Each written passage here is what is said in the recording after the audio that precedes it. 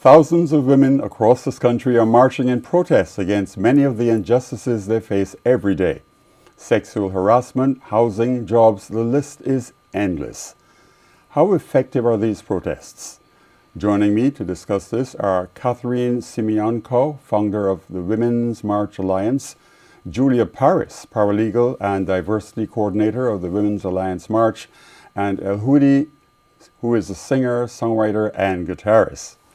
Let us begin with the recent earth-shattering revelations of sexual harassment, the raging public response, and I have to use this phrase, oh, how the mighty have fallen. From your professional experiences, are you surprised, Katherine? I am surprised. I was surprised but then relieved. Quick action was taken, finally. This wasn't a year-long, dragged-out experience. He was accused, and he stepped down. But it's disheartening to know that another man of power is a sexual abuser. Julia? I was definitely surprised, but I'm happy that something is being done finally about, or women are feeling more empowered and brave to come forward, and men are also backing them up, and the accused are stepping down and acknowledging that their behavior was inappropriate. Yes, who did?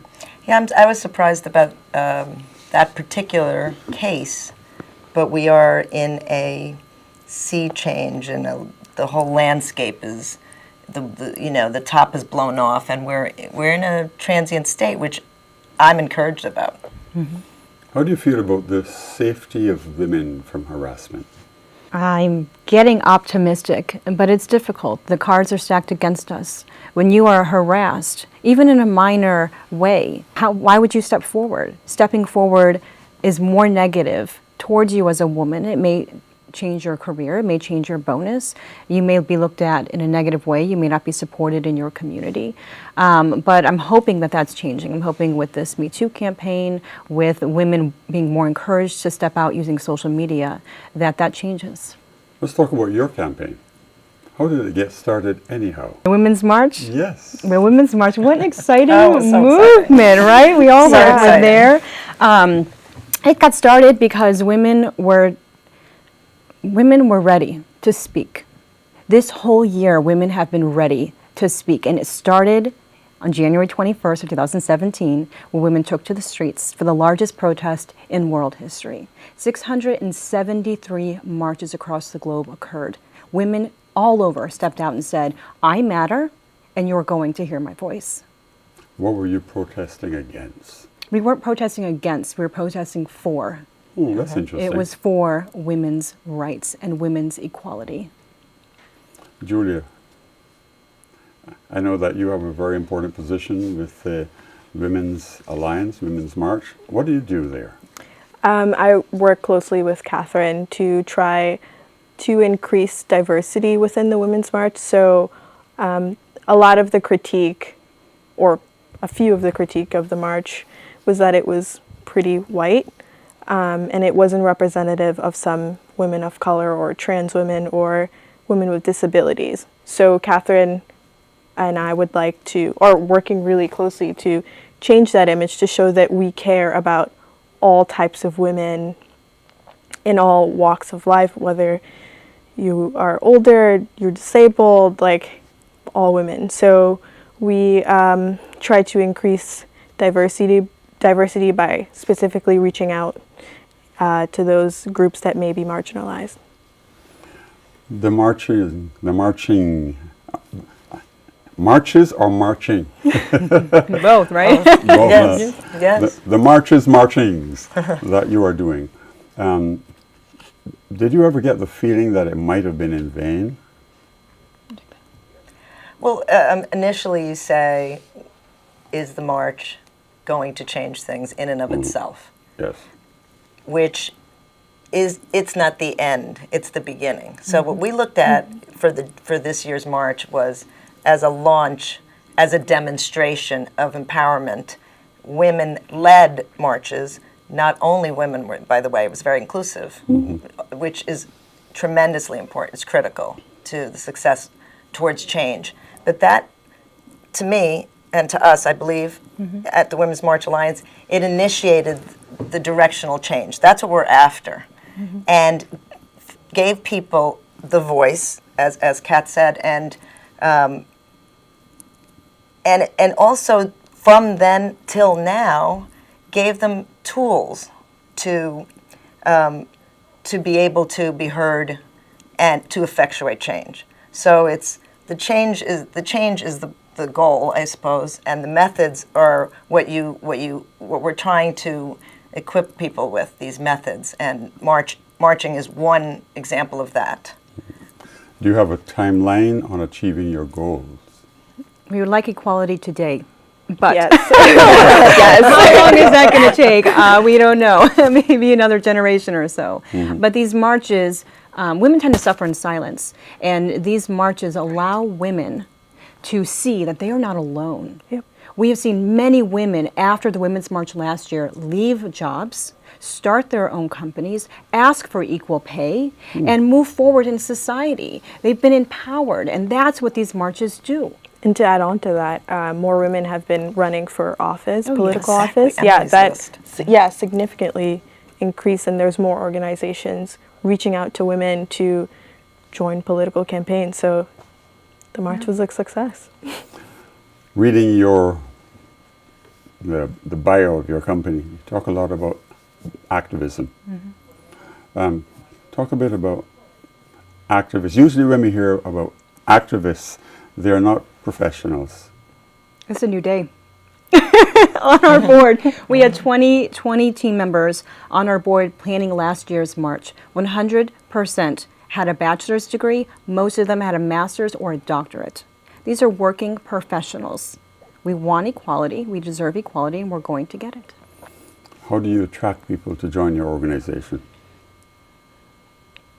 Outreach? It's outreach and it's example. You know, people know people who are like-minded, and we are based in New York, though our outreach is international. Yes.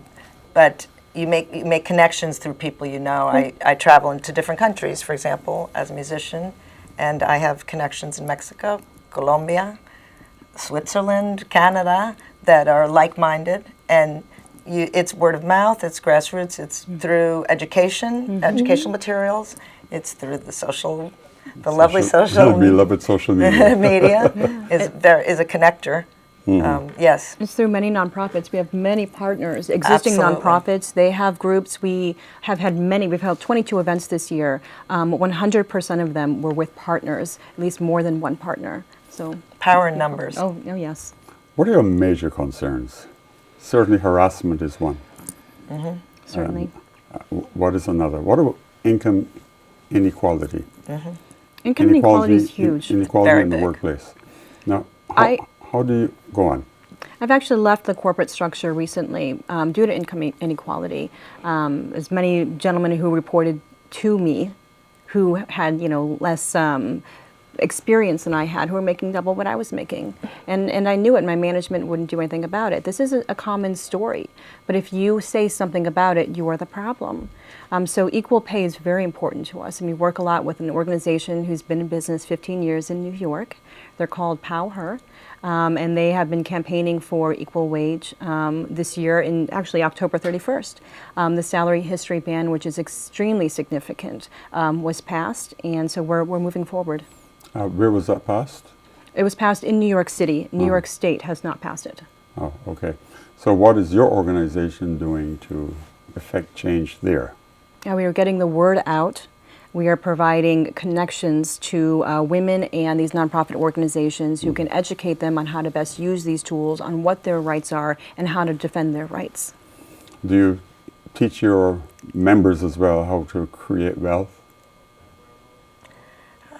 It's more how to, I guess, create opportunity towards that wealth. So you feel like you're not alone. So you feel empowered, and that's really critical to get to the positions of power, and also to encourage others to think that way. I think it's a mindset. I think that we're trying to get across to people.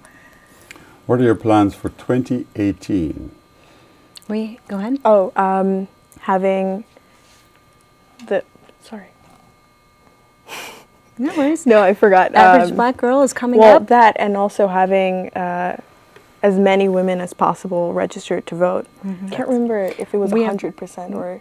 We have a goal of registering 1 million women to There vote. we go. Thank you. Rock the Wow. Vote, Head Count, Vote.org, Voto Latino, Dominicana USA, Vote Pro-Choice. Very exciting. We have major partners online. March On is a partner. All of the sister marches are a partner. We launched National Voter Registration Day this year. We end National Voter Registration Day next year with a march on the polls. We want women not just to register to vote, but to get out and vote. These elections matter, and that's the best way to get your voice out there. Put it on the ballot. How do you track it? How do you track the voting of the members of the organization and of women? How do we attract them? Yes. Marketing, yeah. outreach, word of mouth, social pressure, Social media. social media. Yes. Yeah. So those are two issues. What's another issue that your organization is working on behalf of women? Let's talk about yours. Oh, well, I was going to bring up reproduction rights, but we can also talk about mine, Average Black Girl, which looks at, well, it's a multitude of issues, mostly dealing with sexual violence within the Black community, and also making sure that Black women and girls feel that they are beautiful and respected as they are. So it's more of like a wellness, self-care group that provides mentorship on how to be Black in America as a woman. Okay. Immigration, immigrants' rights. Yep. I am an immigrant, and the Me too. the First generation. Me three. Cap, you were born I'm this- first generation here. Yeah. Well, clearly We're changing America. We're changing Yeah. America and the landscape again, and it's directional. But the immigrants' rights, people think, it's about legal versus illegal, and that's not it at all. What is it? It is about representation. So somebody who understands the framework of this country, what the makeup of this country is radically changing from what it used to be, and it's happening in tremendously in geometric progression, especially with the growth of the Latinos.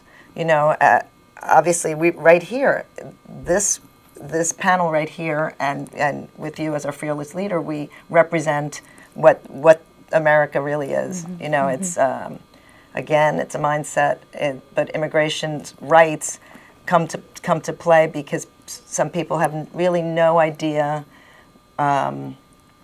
where the line of the law is. So, unfortunately, a lot of immigrants don't have the economic wherewithal to maybe defend their rights, and so we work with different organizations that will support that and provide that legal assistance or whatever they may need, education, those things that aren't as available as they should be. Do you yourself do any of these workshops, or you depend on your partners to do them? It's a combination. Combination. We work very closely with our partners. We don't want to reinvent the wheel. We are 7 months old. There are organizations that have been around for 100 years who don't have the voice that we have. So we want to give it to them. We want to put them in the spotlight. We don't want to recreate the wheel. We want to work together. You want to collaborate with the Exactly. expertise that's out already existing exactly. and leverage. Maybe this is an example of how women lead. It's also a good learning opportunity. I mean, I don't know everything about immigration, but if there's someone who's an expert, I can learn from them and then teach someone else. There are many problems related to single moms. Do you have lots of single moms in your organization, or how do you show them or teach them how to deal with the issues that they undergo?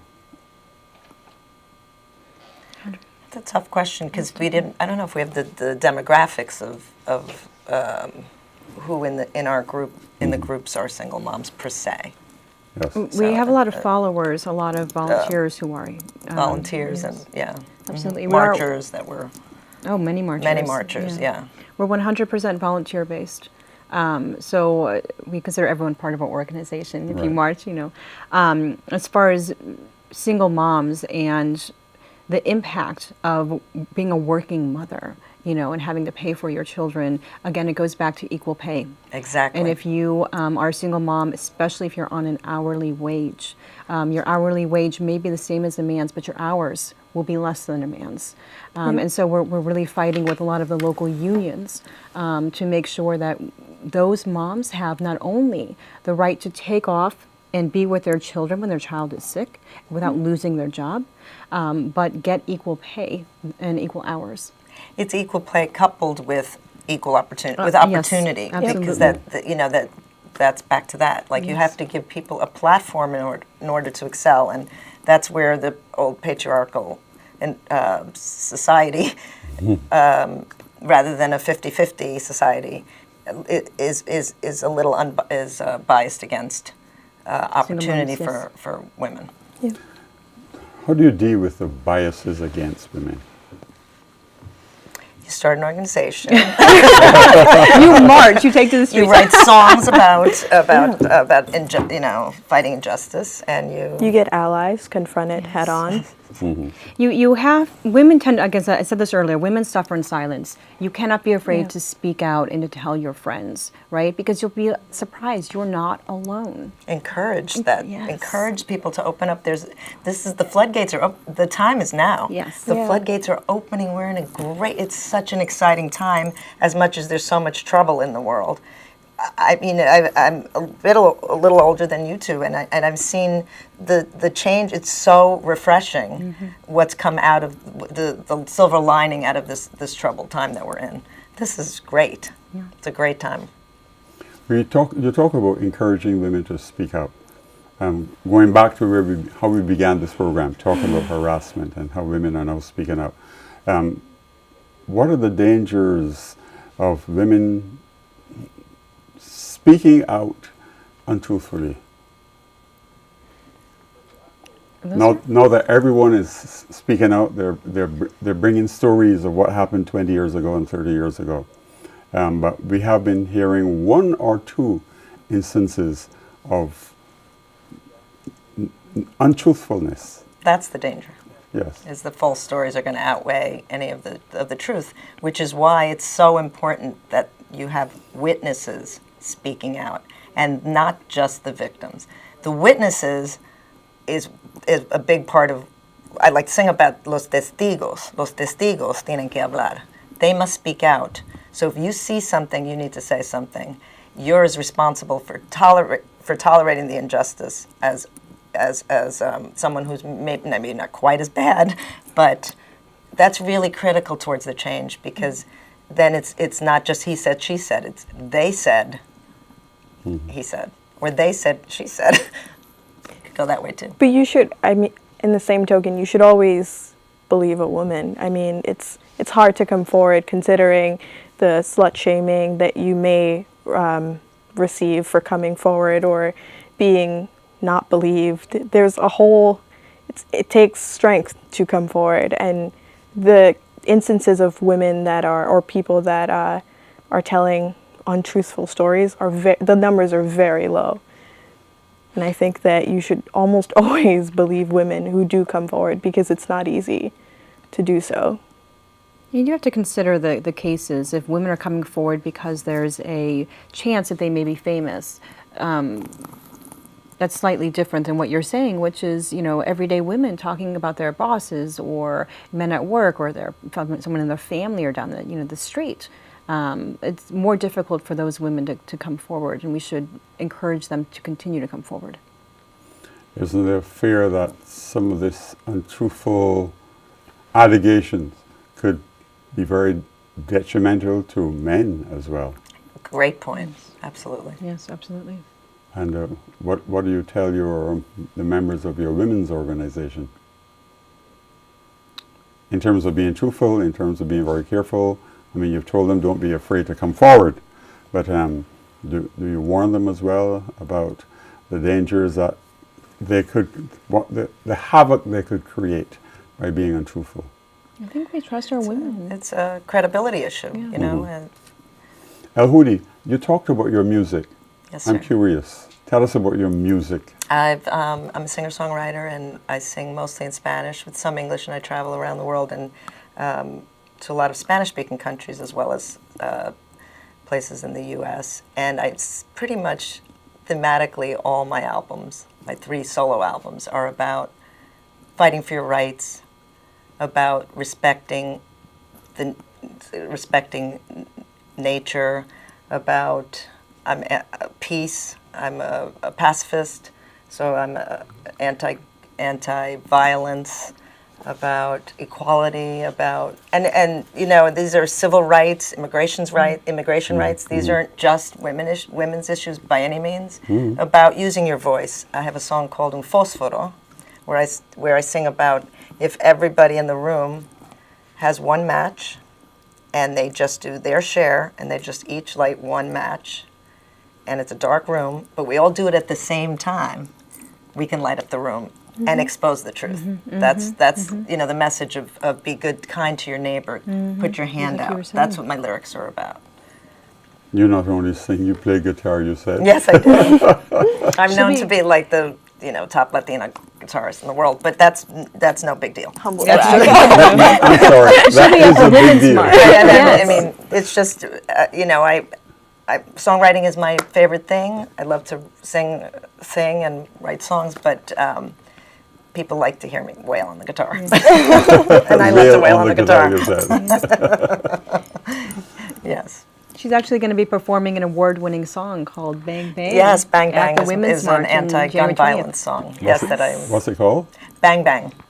Bang Bang. It's the video was just released. It's my Okay. last. It's a song about anti-gun violence. At the end of the song, I rap all the cities that were impacted around the world. When I recorded it last year. It was released. The single was released a month ago. There have been many more cities since, unfortunately, that have had many instances of gun violence, unnecessary. You say you perform all over the world. Where are some of these countries? Well, not everywhere, but the United States, Canada, Mexico, Colombia, Ecuador, you know, like that. Those are my core countries. Spain. Katherine, what's next for your organization? We're doing the march in January, and then we are focusing 2018 on registering 1 million women and then marching to the polls. That is our huge focus next year, getting women's voices on the ballots. And you're full-time with the organization? I am full-time, yes I am. As a unpaid, I'm unpaid, but I'll get there. Well, yes, there must always be a beginning. There is, yes. And there must be a I'm fearless in it. leader. And you're fearless leader. Fearless leader, you have to be fearless. And Kat is. Yeah, watch my bank account go down. Julia, Yes. are you still in college? No, I just graduated in May. Congratulations. Thank you. Yes, yes. So what's next for you? What's on your horizon? Well, if all goes well, I will be taking the LSAT in June and hopefully applying to law school. I plan on becoming a human rights attorney, working with women and children of color in education and sexual violence. Okay. Talk to us about the support that you've been getting and how you're going to increase your support outside of the marches and outside of social media. How are you going to increase the support for your organization? We are partnering. That is the word, partnerships. And you mentioned that word quite a bit. Yes, Partners. it's important because our whole message, and I wish I could show you our logo, which we recently have done, and it's brilliant. It's about amplifying the voice of the existing, right? We don't need to recreate the wheel again. We're just going to amplify. Connect. Connect, yep. Reaching out to our social networks Expand, as well. expand. Yep, The message, the absolutely. message. Yes. You don't find any of this stressful?